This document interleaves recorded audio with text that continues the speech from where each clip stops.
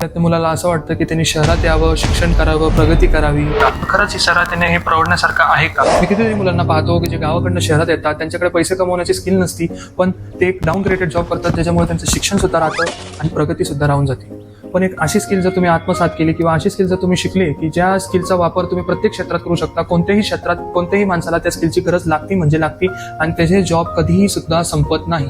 आज ती स्किल आपण युट्यूबद्वारे, रील्सद्वारे, शॉर्ट्सद्वारे भरपूर जागे ती स्किल पाहतात. प्रत्येक क्रिएटरला आज असा एक मेंबर पाहिजे नसतो की जो त्यांच्या टॅलेंटला, जो त्यांच्या प्रोडक्टला लोकांसमोर शोकेस करेल.